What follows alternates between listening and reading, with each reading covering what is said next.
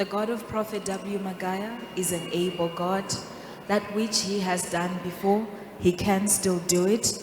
He's known as Yahweh. He's known as Jehovah Jireh, our provider. He is our healer. He's loaded with our testimonies.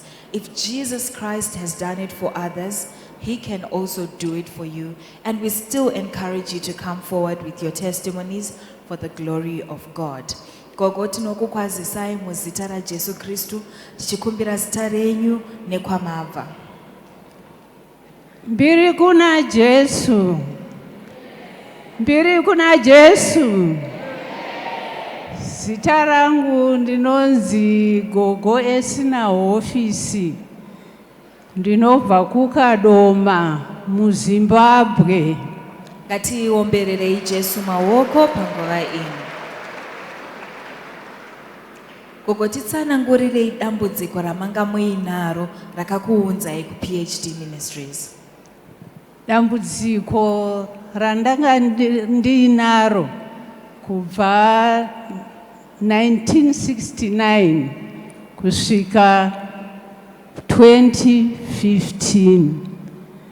Ndaida zvedoro zvekunyasonzwa kuti ndiri kuda kunwa doro. Our grandmother here has traveled all the way from Kadoma on this special Sunday service to give glory to the God of Prophet W. Magaya. She says that she had a problem of loving to drink alcohol to the extent that she loved it so much from the year 1969 to the year 2015. 1967 ndakaroorwa ndomva ndaita mwana ndomva ndazoita umwe mwana 1969 ndomva ndangoita kuti mama wangu vafa ndomva ndatanga kunwa doro nekuti ndakaenda ngopiwa situation yekuti indiyamure muzvinhu zvekuchema kwandaita. She says in the year 1967 she gave birth to her first child after getting married. The year 1969 she had her second child. Thereafter her mother passed away around the same time that she had her second child. This is what led her to start drinking because of the heartache, the heartbreak that she had because of the situation that she had found herself in. Saka ndatanga kunwa doro ndaiona sendiri kunzwa kunyarara kwakanaka nekuti ndaiti ndikanwa doro ndomva ndarara zvakanaka. Kuchema kwakamva kwatanga kungoitawo kushoma kusvikira hako zvatopera. Saka nekufamba kwenguva ndakanga ndakukwikwidza nekunwa doro nekuti ukadaro unenge usingazive kuti ndaitombinga chaiyo nekuti ndakange ndawana basa ndatanga kachikoro ndikamva ndatoona kuti mari ndeyangu. Saka mari iyoyo ndaibva ndangonotenga kakumabottle store zvechibuku aiwa izvi zvemuma plastic aiwa taida idzodzi dziripo. Saka yekupedzesera yakanga inonzi Castle Light iri mubottle regreen like.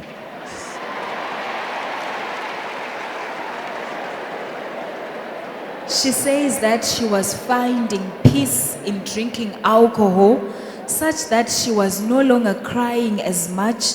The depression was getting better.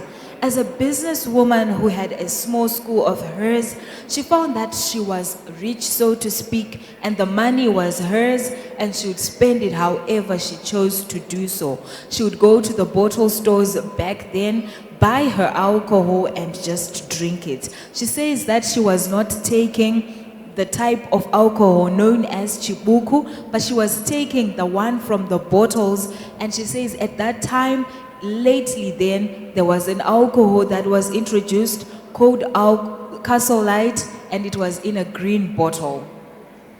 Saka kunwa chaiko ndaiona kutoti ndikarova 8 to 10 ndinonzwa kuti zvanyatsoita. Ndoenda kuchechi ndonoita soba, masikati ndoyandonwa doro. She says that per day she would drink about 8 to 10 bottles of alcohol, and then when it is a Sunday she would go to church, become sober, come back after church and start drinking again. Saka vanhu vakangotanga vaindiona ndo vakatanga vangoti ichi munhu uya haishandike naye haasi chii, nekuti kana wakanwa ndinoona kuti hauzive kuti unenge uri munhu akaita sei kana kuti zvii zvaunoita. Saka ndikafunga mari yandakashanda kubasa rangu yakaperera mudoro. Saka inguva yandinoona kuti yakarasikira mukati meupenyu hwangu, kahasha kakungoshora nokuti unenge wakangonwa. Saka vanhu vakangotanga kungonditaudza zvekungoda kuti handisi munhu achave munhu anogona kuramba uchienda mberi kusvikira pazera randiri. Vamwe vaifunga kuti haana kwaanomboenda uchidhakwa ichi anotofa chete. Because of her drinking, the community started to realize that she was just a drunkard, and that is what they would call her. They were no longer able to work with her, and she sees that she lost a lot of her time during this period of drinking because now the community did not want to work with her, and the money she was spending, she could have spent it elsewhere had it not been for her drinking habits. But she says that everyone now just knew that she was a drunkard at that age. Saka kubva kule 2015 ndine mwana wangu asiri muno muZimbabwe aitawo zvakandiita achikati ndakanogugula ndikawana vanonzi Prophet W Magaya vanogara paZindoga, mungandienderewo here neproblemu yangu. Saka pakutanga ndakangofunga kuti vanhu vataura zvinhu zvisina basa, nekuti tinenge tichingotaura zvisina nemusoro wese. Musi wandauya ndomva ndasvika ndomva ndagara kubeiro riri kumaofisi ziro. Saka ndomva ndati pachechi pano inombo chechi rudzi sevanhu takajaira kunge takajaira machechi evarungurungu aya. Saka hameno kuti chii. But baba vakasumuka vakataura nenyaya yandiri kutaura iyoyi. Vakati panapa ndakauya vakatsanangura zvavakatsanangura kusvikira pavakadi. Ndakagara kudaro ndakabva ndafunga kuti inga ndosimboti ndinoda kunwa pamwe ndomboti ndoregera. Saka zviri kumbobva pai panapa kana zvichitoita ngazviite nekuti doro handicharidi. 46 years later, in the year 2015, one of her children, who does not live in the country of Zimbabwe, who is overseas, encountered a problem, Googled on the internet and found our father in the Lord, Prophet W. Magaya, and asked her mother to go to Zindoga, where PhD Ministries is headquartered, to try to find a solution for the problem that she was encountering.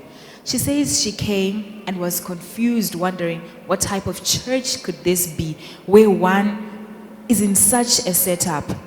But later on, a testimony similar to the situation that she found herself in was given, and the men testified, and she found herself asking herself, how come it is that for 40 years I've been drinking alcohol relentlessly, and yet sometimes I wish to stop, but somehow I just never stop. Saka musi iwoyo ndaifamba nemwana watete wangu anondidhiraivha nemotikari around. saka taingova vanhu vanonwa. Handiti akanga aine doro musi iwoyo mumotikari. Ndapinda mumotikari, ndomva ndangotadza kutoti handichagoni kuti ndinganwe doro. Ndomva atonditi mums, oil renyu koti. Ndikati chimboregera. Ndaneta zvikanzi maneta nei. Ndikati chimirowo kandiri munhu, kana ndakutaurira chiteerera.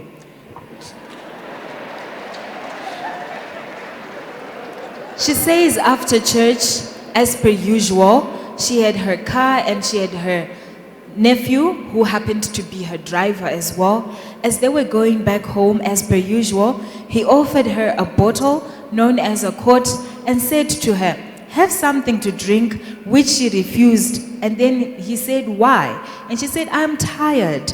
And then he kept on insisting for her to drink because this was their usual. This was normal for them. And then she just said to him, "But I am an adult and look at my age. If I have said I want to stop at the moment, just let me be."